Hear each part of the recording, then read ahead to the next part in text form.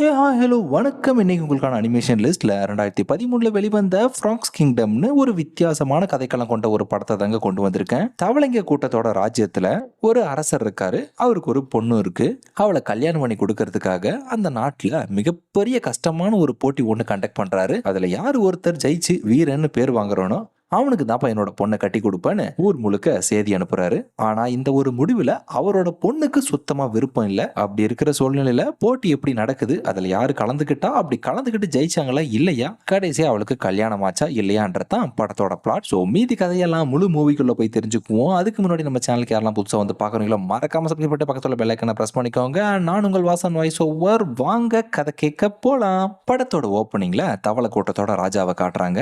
தன்னோட பொண்ணுக்கு கல்யாணம் பண்ணி வைக்க போறதா முடிவு பண்ணதுனால அதுக்கு தகுதியான மாப்பிள்ளை தேர்ந்தெடுக்கிறதுக்காக ஒரு போட்டி ஒன்று பிரம்மாண்டமா கண்டக்ட் பண்ணுங்க.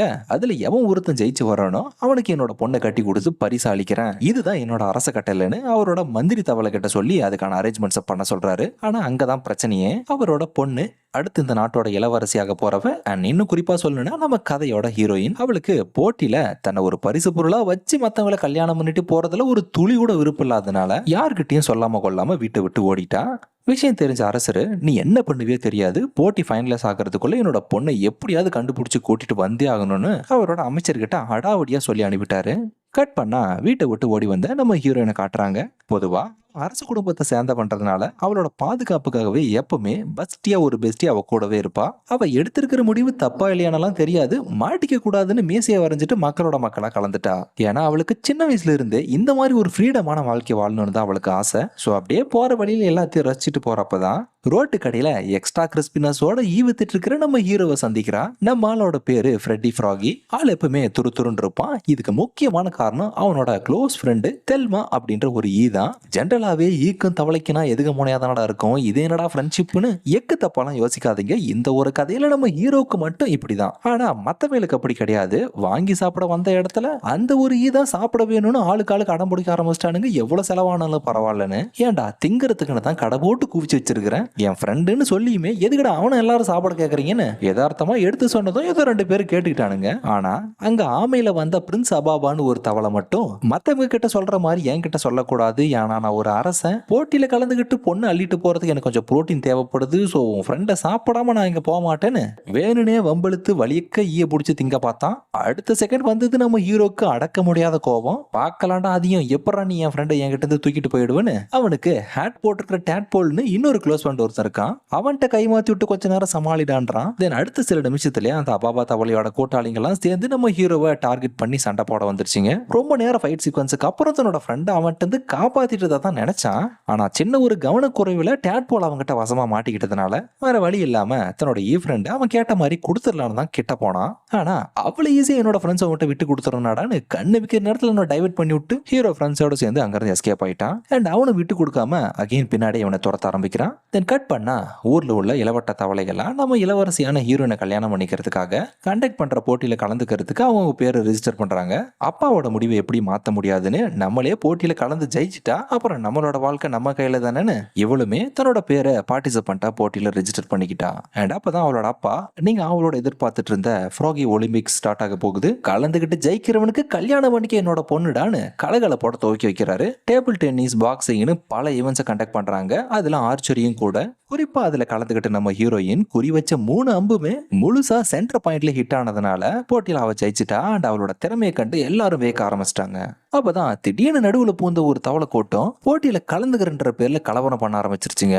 இது நல்லதுக்கே இல்ல, ஏதோ தப்பு நடக்க போகுதுன்னு எல்லாருக்கும் ஒரே பயம். அப்பதான் நம்ம ஹீரோ ஆமையில துரத்தி வந்துட்டு இருக்கிற அபாபா தவளை கிட்ட இருந்து தப்பிச்சு போட்டி நடந்துட்டு இருக்கிற ஸ்பாட்டுக்கு வந்து சேர்றான். தெரிஞ்சோ தெரியாமலையோ போற போக்குல ஃபைட்டிங் சீக்வன்ஸ்ல பொதுவா தான் போட்டியில கலந்துக்கிட்டான். பயபுள்ள ஒரு போட்டியில கூட மிஸ் ஆகல.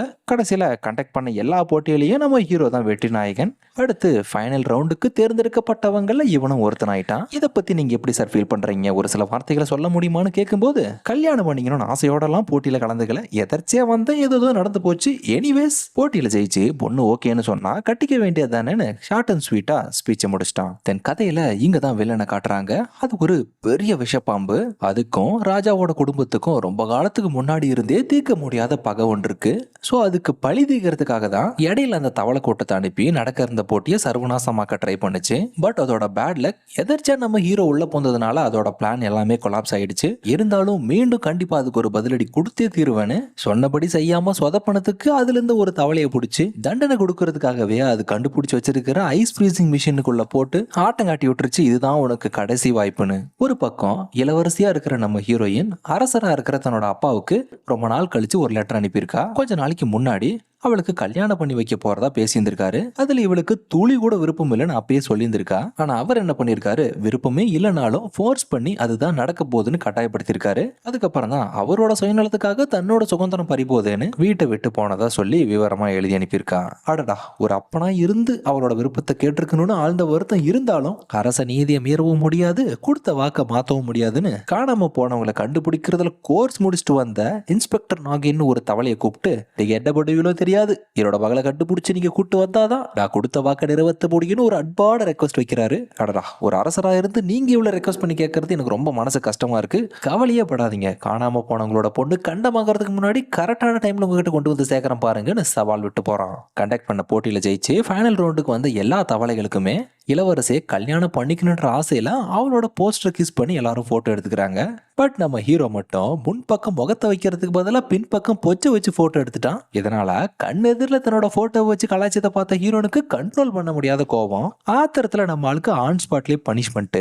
ஏன்டா ஒரு நாட்டோட இளவரசி இவ்வளவு கேவலமா ட்ரீட் பண்றான், எல்லாரும் பார்த்து சிரிக்கிறீங்களா? இதுக்கு மேல என்னால பொறுத்துட்டு இருக்க முடியாது, நான் தாண்டா இளவரசின்னு சொல்ல போக இடையில போந்த இன்ஸ்பெக்டர் நாகின் ஜஸ்ட் மிஸ் இவளை கண்டுபிடிச்சான்னு பார்த்தா வேறசா வாங்கடா எல்லாரும், இளவரசி அந்த பக்கம் இருக்காங்கன்னு நினைக்கிறேன்னு கூட்டுப்படைகளோட சேர்ந்து கூட்டமா கிளம்பிட்டான். அடுத்து இவங்கெல்லாம் ஃபைனல் ரவுண்டுக்கு தயாராகிறதுக்காக அதே ஊர்ல ஃப்ரீயாவே பூட் கேம்ப் ஒன்று ஓபன் பண்ணி இருக்கிறதாவும் சகல வசதிகளோட திங்கவும் சரி தூங்கவும் சரி குறையில்லாத ஒரு இடமா தான் அது இருக்கும்னு சொன்னதை கேட்டதுமே ஹீரோவும் சரி ஃபைனல் ரவுண்டுக்கு பார்ட்டிசிபேட் பண்ண இருக்கிற மற்ற தவளைகளும் சரி முன்கூட்டியே அந்த இடத்துக்கு வந்து எல்லா இடத்தையுமே ஃபில் பண்ணிட்டாங்க. தென் கடைசியா வந்து சேர்ந்த ஹீரோயினுக்கும் அவரோட பெஸ்டிக்கும் ஒரு ரூம்ல கூட இடம் கிடைக்கல. அப்புறம் நம்ம ஹீரோ தங்கி இருக்கிற ரூம்ல தான் 2 பேரும் ஷேர் பண்ணிக்கிறாங்க. தென் கட் பண்ணா எக்கச்சக்கமான மரபள்ளிங்க கூட்டமா சேர்ந்து ஒரு பெரிய வண்டிக்குள்ள எதையோ ஒன்றத்தை கவர் பண்ணி இழுத்து கொண்டு வந்து ஊருக்குள்ள யாருக்கும் தெரியாத மாதிரி ஒரு இடத்துல சுத்தி கவர் பண்ணி உள்ளுக்குள்ள மறைச்சு வைக்குதுங்க. அடுத்த நாள் விடிஞ்சதும் அவங்கெல்லாம் தங்கியிருந்த பூட் கேம்போட இன்சார்ஜான ஒத்தக்கண்ணு கொண்ட மரபள்ளி ஒன்று எல்லாரையுமே ஒரு இடத்துல அசம்பிள் பண்ணுது. இதுக்கு முன்னாடி நடத்தப்பட்ட எல்லா போட்டிகள்லையுமே கலந்துக்கிட்டு கிட்டத்தட்ட 8 முறை கப்பு ஜெயிச்சிருக்கு. ஸோ அதோட எக்ஸ்பீரியன்ஸை ஷேர் பண்ணுறது மட்டும் இல்லாமல் அவங்களுக்கு தேவையான ட்ரைனிங் சாப்பாடு எல்லாத்தையுமே இதுவே ஃப்ரீயாக கொடுக்கறதா சொல்லி இதுக்கு விருப்பம் உள்ளவங்க மட்டும் இருந்தால் போதுன்னு ஒரே வார்த்தை தான் சொல்லிச்சு. எவன் விடுவான், ஓசியில் வந்ததேன்னு கொடுக்கறதெல்லாம் வாரி வாயில போட்டுக்கிட்டு அது என்னென்னலாம் பண்ண சொல்லுதோ அப்படியே பண்றானுங்க. ஆனா இதுல சின்ன சந்தேகத்துக்குரிய ஒரு விஷயம் என்னன்னா ஆரம்பத்திலிருந்து அந்த ஒரு பள்ளி இவங்களை நல்லா சாப்பிட சொல்லி தூங்க மட்டும் தான் சொல்லுது. ஃபைனல் ரவுண்டுக்கு தேவையான ட்ரைனிங் கொடுக்கற மாதிரி எந்த ஒரு செஷனுமே இது வரைக்கும் கண்டக்ட் பண்ணல. எனிவேஸ் இதை பத்தி அப்புறம் கேட்டுக்கலாமேன்னு இனிஷியலா எதுவுமே கண்டுக்கல. அந்த அன்னைக்கு நைட்டு எல்லாரும் தூங்கினதுக்கு அப்புறம் நம்ம ஹீரோ மட்டும் நடு ராத்திரில் அவன் பாட்டுக்கு எழுந்து நடக்க ஆரம்பிச்சிட்டான். இவனுக்கு தூக்கத்துல நடக்கிற வியாதி ஒன்று இருக்கும் போல. ஸோ பூட் கேம்ப்ல இருந்து நேராக நடக்க ஆரம்பிச்சோம் தான் கொஞ்சம் நேரத்துக்கு பின்னாடி சேம் அதே டென்ட் போட்டு மறைச்சு வச்சிருக்கிற அந்த மிஷின் இருக்கிற இடத்துக்கு வந்து சேர்றான். தூக்கத்தில் மிஷினை ஆன் பண்ணி விட்டு கடைசியில் அதுக்குள்ளேயும் நடக்க ஆரம்பிச்சிட்டான். தென் அந்த மிஷின்குள்ள ப்ராசஸிங் எல்லாம் முடிஞ்சு ஏதோ குச்சைஸ் மாதிரி உறைஞ்சி வெளியே வந்து விழுந்ததும் அப்பயுமே அவனுக்கு தூக்கம் தெரியல, கனவு தான் போலையேன்னு மறுபடியும் நடக்க ஆரம்பிச்சிட்டான். அண்ட் இவனை தூரத்துல இருந்து பின்தொடர்த்துட்டு வந்த டேட் போலும் ஹீரோயினோட ஃப்ரெண்டும் அங்க நிறைய தவளைகளோட எலும்பு கூடு இருந்ததை பார்த்து பயங்கரமா ஷாக் ஆயிடுறாங்க. ஏதோ ஒன்று இங்கே தப்பாக நடந்துட்டு இருக்கு, உடனே இதை பற்றி மற்றவங்களுக்கு நம்ம தெரியப்படுத்துன்ற மாதிரி சொல்கிறாங்க. தென் அடுத்த நாள் எல்லாருக்கும் விஷயம் தெரிஞ்சதுக்கு பின்னாடி இனி நீ சொல்கிறத நாங்கள் யாரும் கேட்கறதாவும் இல்லை, நீ கொடுக்கறது எதையும் நாங்கள் சாப்பிட்றதாவும் கிடையாது, இங்கே ஏதோ ஒன்று தப்பு நடக்கிற மாதிரி இருக்குன்னு டவுட்டில் கேள்வி எழுப்புனதுமே பதிலுக்கு அந்த மரபள்ளி, ஓ அப்படி வரீங்களா, வேலைக்கு உங்களுக்கு சாப்பாடு கொடுத்ததான் தப்பாக போச்சு, ட்ரைனிங்னா என்னன்னு உங்களுக்கு காட்டுறேன்னு பனிஷ்மெண்ட் கொடுக்கறதுக்காக பல்ல காட்டுற பங்குனி வயலில் அது பாலைவனத்துக்கு நடுவில் 10 பேரையும் கட்டி வச்சு கடல் தண்ணியை வத்தி போகிற அளவுக்கு உள்ள வெப்பத்தில் காய விட்டுருச்சு. அப்புறம் இவங்களை ஏதோ பிடிச்சி வச்சிருக்கிற சிறை கைதி மாதிரி பாதுகாப்புக்கு ஒரு பள்ளியை போட்டு நான் வர வரைக்கும் இவங்களை பத்திரமா பார்த்துக்கன்னு சொல்லிட்டு அங்கேருந்து அது போயிடுச்சு. தென் இதையெல்லாம் டோட்டலா டேலி பண்ணி பார்த்ததுல நம்ம ஹீரோவுக்கு டவுட் இருந்தது கன்ஃபார்மே ஆயிடுச்சு. அந்த மரபலி நம்மளையெல்லாம் வச்சு ஏதோ ஒரு பிளான் போடுது போலன்னு. அதுக்கு முன்னாடி அது என்னன்னு நம்ம தெரிஞ்சுக்கணும்னு ஃபர்ஸ்ட் ஹீரோ தப்பிக்கிறான். அப்புறம் அவனோட ஃப்ரெண்ட்ஸ் ஒவ்வொருத்தரையே கட்டை தொட்டு காப்பாத்தி விடுறான். ஆக்சுவலா அந்த மரபலி இவங்களையெல்லாம் காய வச்சு யாருக்கிட்டயோ கொண்டு போய் ஒப்படைக்கிறதுக்கு தான் பிளான் போட்டிருக்கு. பட் அதுக்குள்ள நம்ம ஹீரோ சோதனம் ஆயிட்டான். உன் வாலாடுற வேலையெல்லாம் வேற யார்ட்டையா வச்சுக்கோ, சோறு போட்டு சாவடிக்கலான்னு பாக்குறியாடா பள்ளி மூஞ்சான்னு தப்பிச்சு பாய் பாய் சொல்லிட்டு பீச்சில் போட்டு ஓட்டிட்டு எஸ்கேப் ஆயிட்டாங்க. அண்ட் இப்பதான் அந்த ஒத்தக்கண்ணு மரபள்ளிக்கு பிரச்சனையே ஸ்டார்ட் ஆகுது. ஆக்சுவலா இவன் தான் அந்த பெரிய விஷப்பாம்போட கைகூலின்றதுனால ஊருக்குள்ள யாருக்கும் இதே மாதிரி சந்தேகம் வராம ஏமாந்துட்டு வர எல்லா தவளைகளுக்குமே நல்ல சாப்பாடு கொடுத்து கொடுன்னு ஆக்கி இத்தனை வருஷமா இந்த ஒரு பாம்புக்கு இறையா கொடுத்துட்டு இருந்திருக்கு. பட் இந்த முறை அது ஹீரோவால தடப்பட்டு போனதுனால இந்த ஒரு முறை எங்களை மன்னிச்சிருங்க, சின்ன தவறுனால தப்பிச்சு போயிட்டாங்க, மறுபடியும் அவங்க எங்க இருந்தாலும் தேடி கண்டுபிடிச்சு உங்களோட பசியை தீர்த்து விடுறோம்னு ஒரு வழியா எக்ஸ்கியூஸ் வாங்கிட்டு கிளம்பிருச்சுங்க. நாட்கள் கடந்து போகுது. என்னதான் அது ட்ரை பண்ணியுமே நம்ம ஆளுங்களை பிடிச்சி கொண்டு வர முடியல. ஸோ இந்த முறை அந்த பாம்பு என்ன பண்ணுது, ஒன்னுத்துக்கும் உதவாத அடியாளுங்களை வச்சு நான் என்னதான் பண்றதோன்னு அதோட விஷத்தை ஒரு பாட்டில பிடிச்சி கொடுத்து அட்லீஸ்ட் இந்த முறையாவது இதை பயன்படுத்தியாவது அதுங்களை பிடிச்சி கொண்டு வர வழியா பாரு, இல்லைனா அடுத்த முறை உங்களை சாப்பிட்றத தவிர எனக்கு வேற வழி கிடையாதுன்னு பயங்கர ஆக்ரோஷோட திட்டி அனுப்புது. அப்புறம் அடுத்த நாள் ஹீரோவோட ஃப்ரெண்ட்ஸ் எல்லாம் ஃபைனல் ரவுண்டுக்கு ப்ராக்டிஸ் பண்ணிட்டு இருந்த சமயத்துல கொண்டு வந்த விஷத்தை காத்துல பரவ விட்டு அவங்கள மயக்கமடைய செஞ்சு எல்லாரையுமே அதுங்களோட இடத்துக்கு கடத்தி கொண்டு போயிட்டாங்க. அந்த ஒரு சமயத்துல ஹீரோவும் ஹீரோயினும் வவ்வால்ல ஊரை சுத்தி பாக்குறதுக்காக போயிருந்திருக்காங்க. அப்பதான் இவனோட ஃப்ரெண்ட்ஸை கடத்திட்டு போன விஷயத்த தெல்மான்ற அவனோட தான் தெளிவா எக்ஸ்பிளைன் பண்ணது. அவங்க எல்லாம் ஆபத்துல மாட்டிட்டு இருக்காங்க, அவங்களுக்கு நம்மளோட உதவி தேவைன்னு. அவங்களை எங்க கடத்தி கொண்டு போயிருக்காங்கன்னு ஈக்கு நல்லா தெரிஞ்சதுனால அதை ஃபாலோ பண்ணி போயிட்டு இருக்காங்க. அண்ட் அப்பதான் வழியில அரசர் அனுப்பிச்சு வச்ச இன்ஸ்பெக்டர் நாகேனியும் சந்திக்கிறாங்க. சுத்தியும் கவர் பண்ணி கடத்தி வச்சிருக்கிற இடத்துக்கு வந்து சேர்ந்ததும் ஏதோ அங்க தப்பு நடக்குதுன்னு தெரிஞ்சுக்கிட்டு உதவிக்காக தன்னோட ஆளுங்களை சுத்தி பாதுகாப்புக்காக போட்டு உள்ள போய் பார்த்தா அத்தனை பேரையும் அந்த பாம்புக்கு இற போடுறதுக்காக தலையில தொங்க விட்டுருக்காங்க. டைம் வேஸ்ட் பண்ணக்கூடாதுன்னு உடனே கட்டை தொட்டு எல்லாரையும் காப்பாத்தி கொண்டு போகலான்னு பாக்குற சமயத்துல தான் அந்த பெரிய ராட்சத பாம்பு அவங்க பின்னாடியே தான் இருந்திருக்கு. அப்புறம் இன்ஸ்பெக்டர் இனிஷியலா அவனோட படைகளை அனுப்பி அந்த பாம்பை தடுக்க பாக்குறான். அந்த பாம்போட பலத்துக்கு முன்னாடியே அவங்க எரிஞ்ச ஈட்டியெல்லாம் ஏமாத்துற கணக்கா வேலைக்கே ஆகல. அங்கிருந்து அத்தனை பலசாலியான தவளைகளுமே அந்த பாம்பை அடக்கிறதுக்கு ட்ரை பண்றாங்க. ஆனா எந்த ஒரு முயற்சியுமே பயனளிக்காதனால இப்போதைக்கு சோதானமா அதுகிட்ட இருந்து தப்பிச்சு போறதுதான் நல்லதுன்னு எல்லாரும் அதுகிட்ட இருந்து விலகி தப்பிச்சு ஓடிட்டாங்க. ஆனா இதுல நம்ம ஹீரோ மட்டும் வாசமா அதுகிட்ட மாட்டிக்கிட்டான். அவனை காப்பாத்துறதுக்காக ஹீரோயினும் முயற்சி பண்ணா. பட் அவளோட ஃப்ரெண்ட்ஸ் அதுக்கு சம்மதிக்கல, நீயும் மாட்டிக்குவேன்னு. அப்புறம் பிரச்சனையெல்லாம் பயங்கரமா போறதுனால இதுக்கு மேல எதுக்கடா பம்புன்னு எல்லாரும் பொட்டி பொடிக்க கட்டிட்டு அவங்க ஊர் பக்கம் கிளம்ப ஆரம்பிச்சிட்டாங்க. என்னடா நடக்குதுங்க, ஃப்ரெண்டு ஒருத்தனை பிடிச்சி வச்சிருக்கு, நீங்க பாட்டு கிளம்புறீங்கன்னு அவனை காப்பாத்தி கூட்டிட்டு வரலாம், உதவிக்காக வாங்கடா போலான்றா. போரா பயலுகளும் பயந்தா கோலிங்களாட்டுங்க, எங்களோட உயிர் தான் முக்கியம்னு கிளம்புறானுங்க. சரி, இவளுக்கு பயங்கர டென்ஷன் ஆயிடுது. ஏன்டா அவங்களுக்கெல்லாம் கொஞ்சம் கூட மனசாச்சே கிடையாதாடா, உங்களை காப்பாத்துறதுக்காக தானே அவனோட உயிரை ரிஸ்க் எடுத்து அங்க வந்தான், இப்ப அவன் அதுகிட்ட மாட்டிக்கிட்டான்னு தெரிஞ்ச உடனே நீங்க பயந்து ஓடுறீங்க, நல்லா இருக்குடா உங்களோட நியாயம்னு. அவங்க பண்றது தப்புன்னு எடுத்து சொன்னதுக்கு அப்புறம் தான் நாங்க பண்ணது தப்புதான்னு உணர்ந்து ஹீரோவை காப்பாத்துறதுக்கு உதவி பண்றதா ஒத்துக்கிட்டானுங்க. இளவரசி இல்லாம ஃபைனல் ரவுண்ட ஸ்டார்ட் பண்றது கஷ்டமாச்சேன்னு அதுக்கு ஆல்டர்னேட்டா இன்ஸ்பெக்டர் நாகின் கிட்ட ஒரு வழி கேட்டப்பதான் கிட்டத்தட்ட அவள மாதிரி உருவமைப்பை கொண்ட ஒரு ரோபோ, ஆனா ரொம்ப கேவலமா இருக்கு, இப்போதைக்கு இந்த ரோபோவை உங்க பொண்ணா அறிவிச்சு போட்டி ஸ்டார்ட் பண்ணுங்கன்ற மாதிரி துவக்கி வைக்கிறாங்க. இன்னொரு பக்கம் ஹீரோவை பிடிச்சி வச்சிருக்கிற அந்த ராட்சத விஷப்பாம்பு எதுக்காக இவ்வளவு வெஞ்சன்ஸோட தவளைங்க கூட்டத்தை எதிர்த்தே ஆகணும்னு கங்கன கட்டி தெரியுதுன்ற காரணத்தை ஒரு சின்ன பிளாஷ்பேக் மூலமா எடுத்து காட்டுது. பல வருஷத்துக்கு முன்னாடி அதோட அப்பா அம்மா 2 பேரும் தவளைங்க கூட்டத்தை ரொம்ப டார்ச்சர் பண்ணி அராஜகம் எல்லாம் பண்ணிருக்குங்க. அந்த சமயத்துல நடந்த கொடுமையெல்லாம் பார்த்து பொறுக்க முடியாத ராஜா ஹீரோயினோட அப்பா என்ன பண்ணிருக்காரு, அந்த பாம்போட அப்பா அம்மா 2 பேரையுமே நடந்த போர்ல போட்டு தள்ளிட்டார் போல. அதுக்கு பழிதுக்கிறதுக்காக தான் இது வளர்ந்து ஒரு பெரிய ஐஸ் மிஷின் ஒன்று உருவாக்கி இருக்கு. அதுக்குள்ள எல்லா தவளைகளையும் போட்டு ஃப்ரீஸ் பண்ணி குச்சைஸ் பண்ணி சாப்பிட்றது தான் அதோட பக்காவான திட்டம்னும் இதுதான் அதோட பிளாஷ்பேக்னு சொல்லி முடிச்சதுக்கு அப்புறம் பிடிச்சி வச்சிருக்கிற ஹீரோவை ஹிப்னடைஸ் பண்ணி அதோட திட்டத்தை செயல்படுத்தி நிறைவேற்றுறதுக்காக போட்டி களத்துல இவனை அனுப்பிச்சு வைக்குது.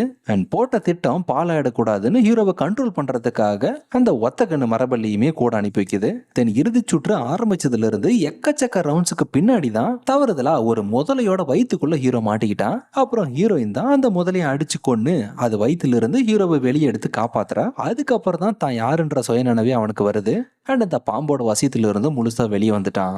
அப்புறம் அந்த பாம்போட சதி திட்டம் என்னன்றதை தெளிவா சொன்னதுக்கு அப்புறம் அதை தடுக்கிறதுக்கு முன்னாடி ஃபர்ஸ்ட் நடந்துட்டு இருக்கிற இந்த போட்டியை எந்த தடையும் இல்லாம சிறப்பா முடிச்சு வைக்கணும்னு தொடர்ந்து கலந்துகிட்ட எல்லா போட்டிகள்லயுமே அத்தனை போட்டியாளர்களுக்கு நடுவுல சிறப்பா விளையாடி கடைசியா ஜெயிச்சதுன்னு பார்த்தா நம்ம ஹீரோயின் மட்டும்தான். ஸோ ஃபைனலா அவ எதிர்பார்த்த மாதிரியே அவளோட வாழ்க்கை இப்ப அவ கையிலன்றதுனால நடந்து எல்லாத்தையும் தெளிவா சொல்லி அவ தான் இளவரசின்றதை தெரியப்படுத்துறதுக்காக போனா, திடீர்னு அந்த நேரத்துல இடையில பூந்த அந்த ராட்சத பாம்பு அது கண்டுபிடிச்சு வச்சிருக்கிற ஐஸ் மிஷின்ஸை கொண்டு வந்து அங்க இருந்த மொத்த தவளைகளையுமே அந்த மிஷின்ல போட்டு ஃப்ரீஸ் பண்ணி பாப்சிகல்ஸா மாத்துது. அப்புறம் அதோட பல வருஷத்து வெஞ்சன்ஸை தீர்த்துக்கிறதுக்காக ராஜாவோட படையில எதிர்த்து சண்டை போட ஆரம்பிக்குது. ரொம்பவும் ஆக்ரோஷத்தோட அதோட ஃபைட்டிங் மூவ்ஸ் எல்லாம் வித்தியாசமா இருந்ததுனால அந்த நாட்டோட ராஜாவோட படைகள்னாலையும் போர் வீரர்கள்னாலையும் ஒரு துளி கூட அதை தடுக்க முடியல. கண்ணு மிக்கிற நொடியில அதோட வால்ல உள்ள ஷார்ப்பான பிளேட்ஸை வச்சு மொத்த போர்க்கருவிகளையும் தவிடுபொடி ஆகிருச்சு. அப்புறம் ராஜாவே அவரோட மந்திர வாளை வச்சு அந்த பாம்பு கூட எதிர்த்து சண்டை போடுறாரு. வயசானதுனால முன்ன மாதிரி அவரால் எதிர்த்து சண்டை போட முடியல. ஸோ கடைசியா அந்த ஒரு பொறுப்பை நம்ம ஹீரோ கிட்ட ஒப்படைக்கிறாரு. தென் ஹீரோவும் ஹீரோயினும் ரெண்டு பேரும் சேர்ந்து தான் அந்த பாம்பை எதிர்த்து சண்டை போட்டு ஆரம்பத்துல அதோட பிளேடை வச்சு அதோட வாளை கட் பண்ணி விட்டு ஆள் பலத்தால அவ்வளவு பெரிய பாம்பை எதிர்க்க முடியாதுன்னு சின்னதா ஒரு ஐடியா வச்சு அந்த பாம்பை டைவர்ட் பண்ணி அது கண்டுபிடிச்ச மிஷின்லயே கடைசியா அதை ஃப்ரீஸ் பண்ணி சமாதி கட்டிட்டாங்க. அப்புறம் என்ன, பல மாசத்துக்கு பின்னாடி அவ ஒரு பையன் கிடையாது, பொண்ணு தான், இந்த நாட்டோட இளவரசி தான்ன்ற விஷயத்த அவளோட மாறு வேஷத்தை கழிச்சு நிஜ உருவத்துக்கு வந்ததுக்கு அப்புறம் நம்ம ஹீரோ கிட்ட ஃபைனலா ப்ரொபோஸ் பண்ணி அவளோட காதலை வெளிப்படுத்துறா. அண்ட் ராஜாவுமே தன்னோட பொண்ணோட ஆசைக்கு புறம்பா செயல்பட்டதுனால கடைசியா மன்னிப்பு கேட்டு கட்டி அணைச்சு சந்தோஷப்படுறாரு. இதோட படம் முடிஞ்சது. எப்படி இருந்துச்சுன்னு மறக்காம லைக் பண்ணி ஷேர் பண்ணி கமெண்ட் பண்ணுங்க. நெக்ஸ்ட் ஒரு இன்ட்ரெஸ்டிங்கான அனிமேஷன் சீக்வன்ஸில் சந்திக்கிறேன். And then bye bye, don't forget to subscribe my channel was and voice over. See you guys.